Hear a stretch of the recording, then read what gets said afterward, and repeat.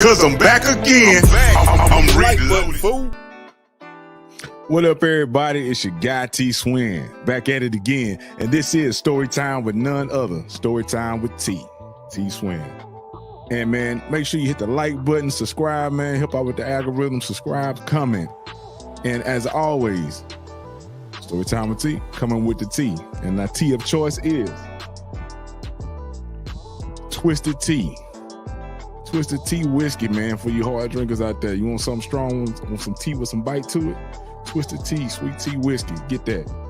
And if you want something a little milder, here we go with this one.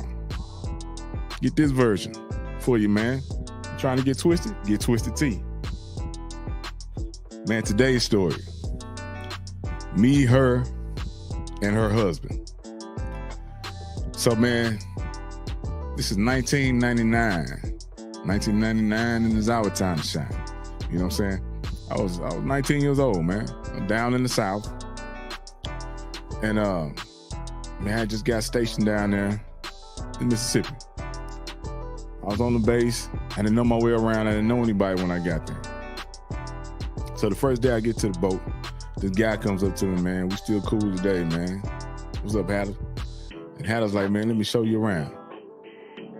So he said, I'm gonna show you around. I needed to know how to navigate around the base. I needed to go to the exchange. I didn't know where nothing was at. He said, he's gonna show me. So I follow him off the boat, man. We jump in the car.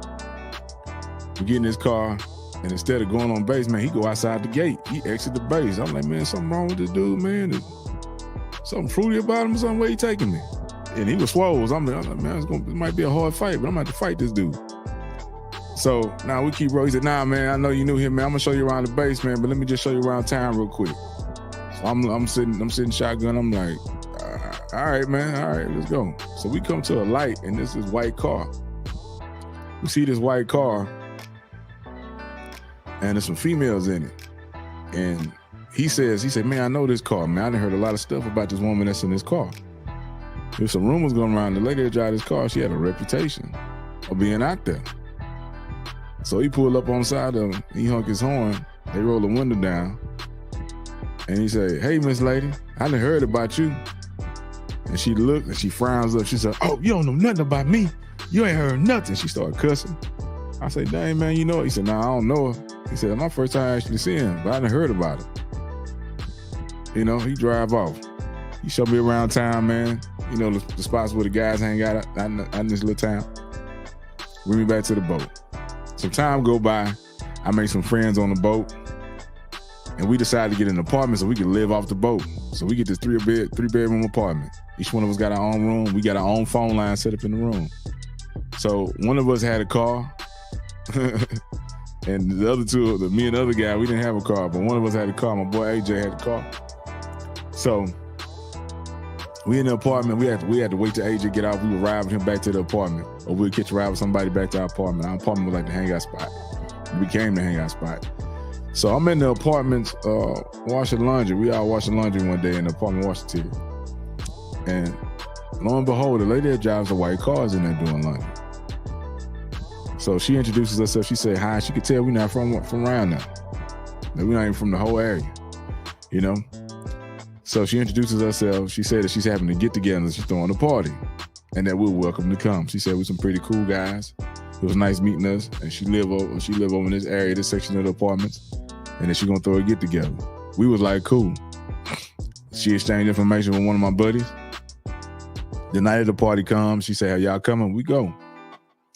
So man, we go over there to the apartment. She lived on the second floor of this apartment in the section around the corner from where we was at in our apartment section. And she had some female friends over there, and one of her friends was a really, really pretty girl, but she went both ways. And this chick was a dope dealer too. So, but she was fine. And so I'm talking to her because she's pretty. She had a real nice shape on her. So she pretty, I'm talking to her, and she pulled me to the side. The chick that, you know, that drive the white car, he said, I see you digging on my friend, but she different. I said, what you mean? She like girls. I was like, that's real funny because she got a kid. She got a son. So it took a dude to do that. So I think I still got a chance. And so I go over there and I sit down with her. We outside sitting on the steps. We talking. I'm drinking single gin. I'm 19. I ain't never really been drunk, so I'm drinking on this single. I'm drinking out the bottle. I got to the point. I'm drinking out the bottle. Man, I get so saucy. I almost flipped off the second floor of the apartment. My buddies had to grab me. Next thing I know, I'm in the shower. They didn't put me in the shower, put the cold shower on me. I'm back in my apartment. You know, man. Next day I wake up. Shoot, I'm still drunk when I wake up. I get up, man. I'm trying to walk out my bedroom, go to the restroom. I run into the wall. I'm looking at the doorway, but I walked into the wall. That's how drunk I still am. I get back to my room. My phone rings. It's the lady in the white car. She calling me and said, "I'm just worried about you. I wonder if you was all right." I'm like, how the hell she get my phone number? I don't remember giving it to her. And I'm like, why you worried about me? You don't even know me. You know? You a stranger. Why you worried about me? So she was like, well, since you all right, hey, I just got some new furniture came in. I need you to help me move it around.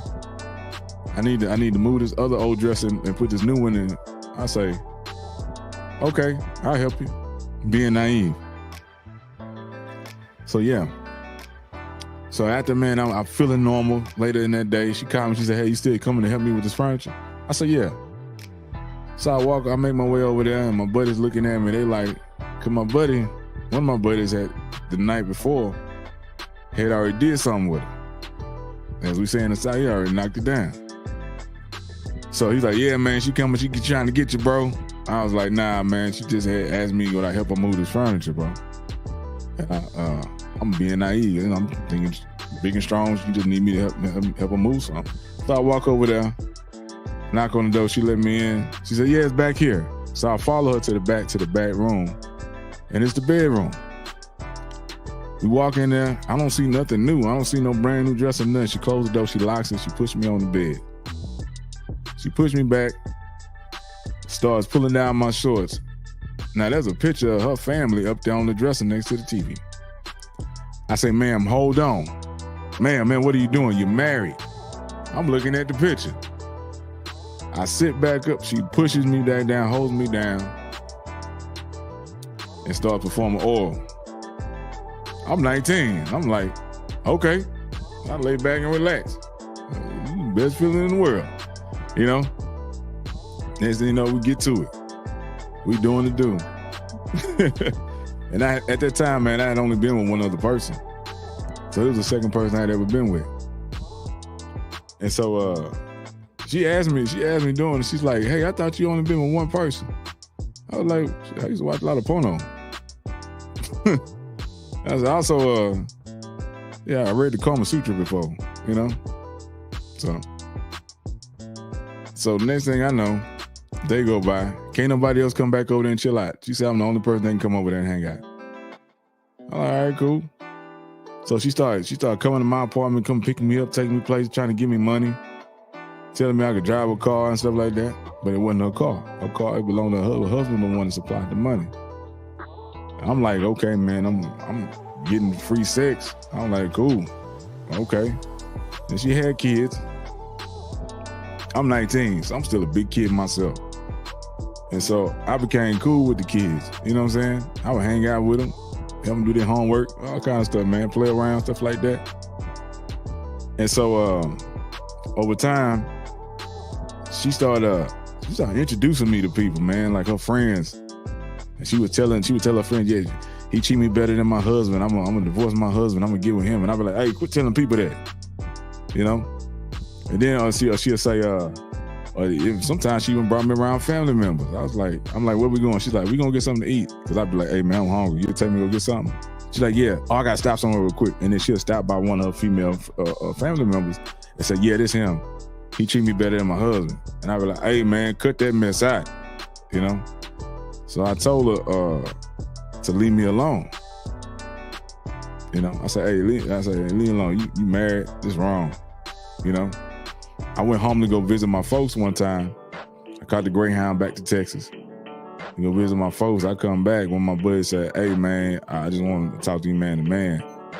Hey, I slept with her while you was gone, bro. I was like, why you telling me? I'm like, that ain't my wife. That ain't my girlfriend. I ain't in a relationship with her. I said, that's somebody else's wife. All right, bro, man, cool. Ain't no hard feelings, man. That's not my problem. So I had to stop messing with her. I told my buddies that live with me, I said, man, when she show up, tell her I ain't here, man. Don't let her in here. My buddies would think it's funny, man. They would let her in, and I'd be like, what you doing in here? Next thing you know, she get back to praising, and I'm like, okay, where we going? I'll be back in the car. She get back down on the knees and do her thing, and the next thing you know, I'm back in the passenger seat. But so eventually, I got strong will, and I said, hey, I got to cut this out. I'm staying away from you. But we hung around a lot of the same people. A lot of my buddies on the boat, man, would hang out with her friends and stuff like that. And so, but I had to stop messing with her. Her man was out to sea. Her husband was out to sea. So he comes back in town. I had already stopped messing with her maybe 2-3 months before he came back. And so he comes back, and then the neighbor that lived downstairs from her was throwing the get-together, throwing a barbecue. So, man, we over there, man. Me and my buddy, he's got a little hangout spot. We used to go over there, do laundry.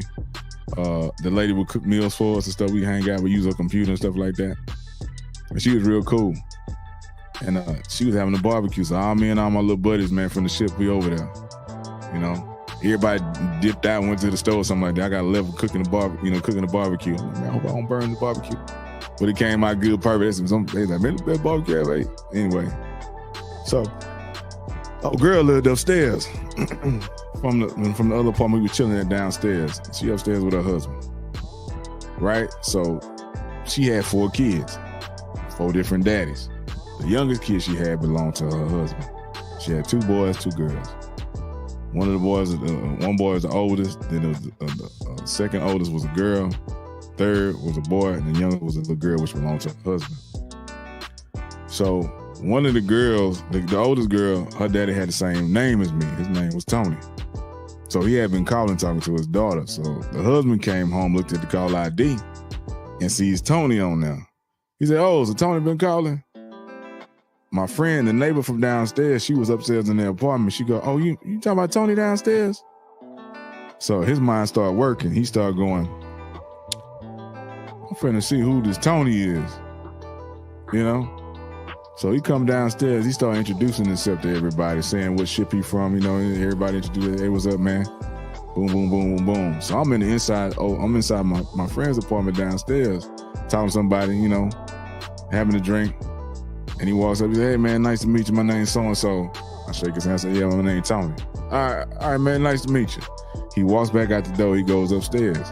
Next thing you know, there's a loud commotion. He come downstairs real quick. He jump in his car. He yelling at his wife. He peel off. He yells out, I'm finna go fuck something. And then he takes out, he burns off. She runs downstairs. She said, what did you say to my husband?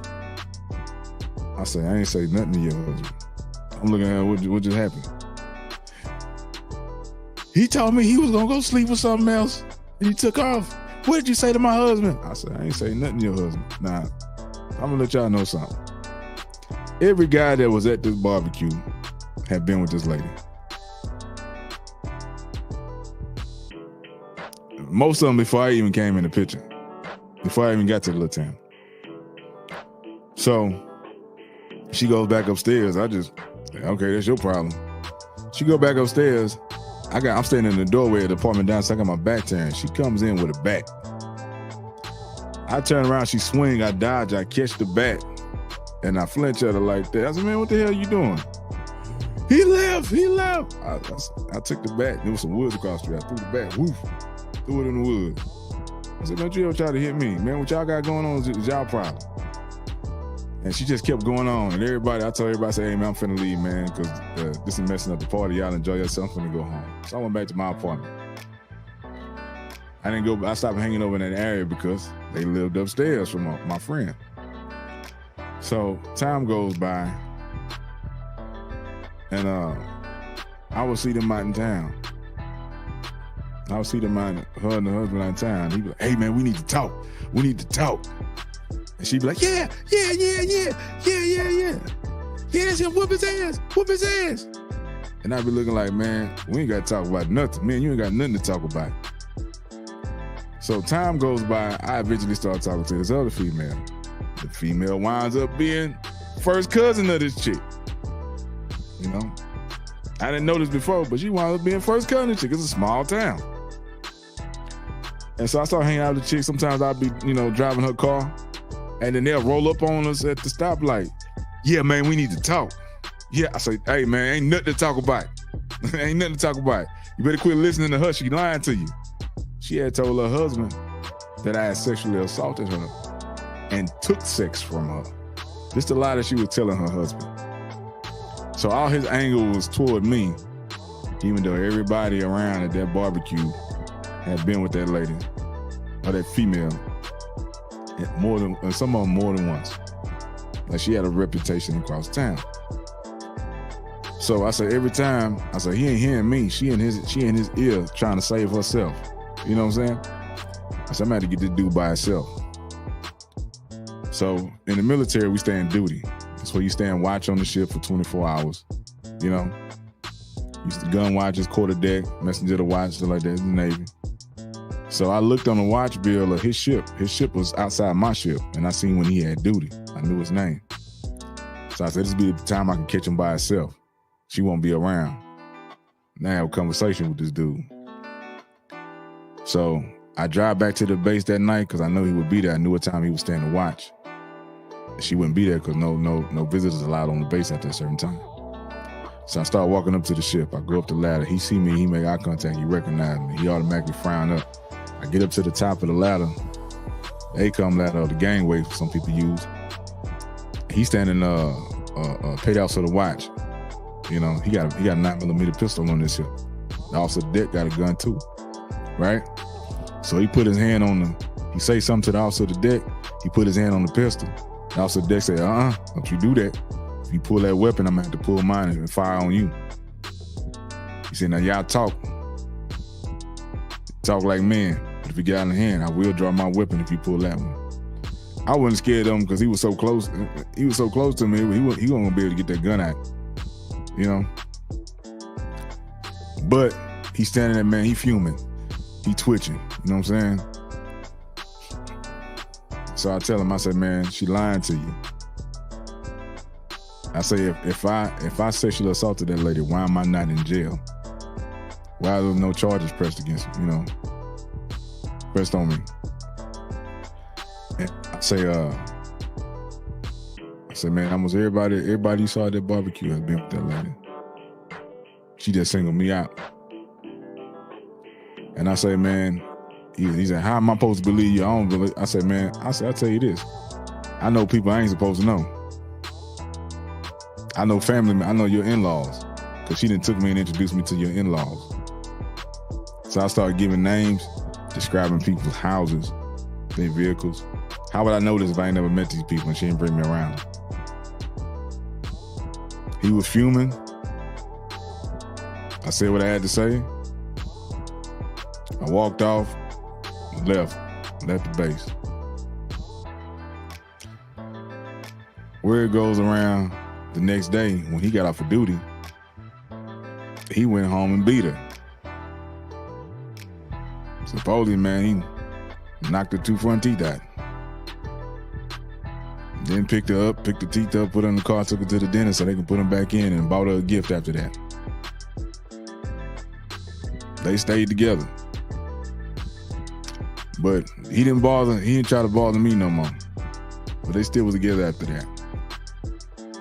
And this story is crazy because this lady also too, man, while he was going away, like I said, she had 4 kids. She had at least 2 guys believing they was a father for each kid. So while her husband was gone, she would have these guys come over and she would get money from them. They thinking they the daddy of one of these kids, She get money from him, she go in the back, she sleep with him, and then the dude come out. And the reason I know is because I'd be over there. She like, hey, I'll pay you some money to watch the kids. I was cool with the kid. I'm a big kid anyway, so. You know what I'm saying? I babysit the kids. She come back from her outing or whatever, what to do? I'll be like, hey, what's up? I'm in the living room playing the game, you know. He come out. What's up, little man? He talking to somebody he believes is his son. What's up, little man? Here's a couple of dollars, man. You know, you can holler at your daddy. The kid know that's not his daddy because she didn't train these kids to tell him to be quiet. Also, this woman was taking, of her oldest son, she was taking the virginity of his friends because she wanted to be there first. This lady was really mixed up. She was really mixed up. And so some time goes by. And I'm in another relationship, right? I got a place out in town. Me and the woman I'm with, we out and about. I had 2 cars at the time. I used to drive a Caprice Classic, man. You know, some bubble Chevy. Dope boy car. And I had this Honda Accord. So me and the lady I was with, we had an outing. We left the Honda at home, took the bubble Chevy. I come back. Old girl is sitting on the hood of my car, yelling at the top of her lungs as we rolled back into the apartments, talking about these apartments I lived in now at that time. He mine, I had him first. You got my sloppy seconds. And then she got her son with her oldest son. And I get out the car. I say, man, take your ass home. You married. What you talking about? He mine, I had him first. I said, you married your husband back. I said, you got your son out here too? And her son like, yeah, my daddy gonna beat you up. I said, man, your daddy ain't gonna do nothing. If he gonna do it, he would been. I said, I'll beat the hell out your daddy. You know? So she finally got in her car, sped off yelling stuff. And that was the last I seen of her. Rumor is that she got caught cheating with a preacher.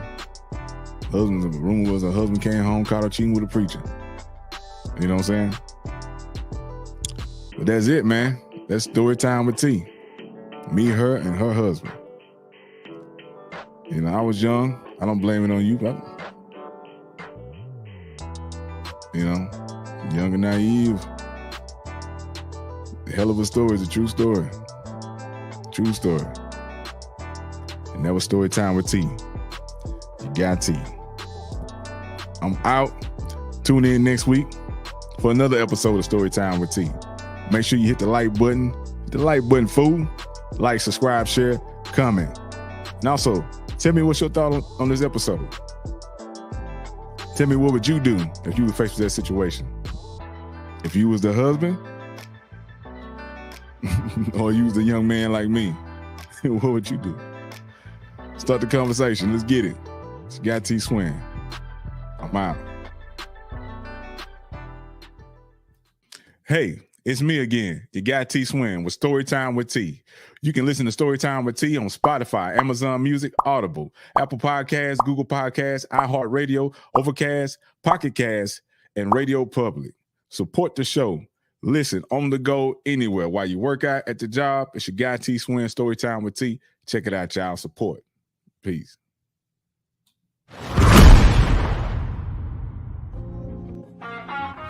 What up, everybody? It's your guy T Swin. As you know, I was recently featured in the Trucker Magazine's March issue for my transportation music. Well, the wait is finally over. The transportation music is here now. Man, you can play it, stream it, download it, buy it, man. Spread the word. Good, clean music that jams. Be a part of history in the making, man. The first ever all transportation music album ever. Our own genre, transportation music. Ride what you got, T Swin. Let's get it. Yes, let me show you how to pick it up and move it. Homie, this is transportation music. Something that ease your mind.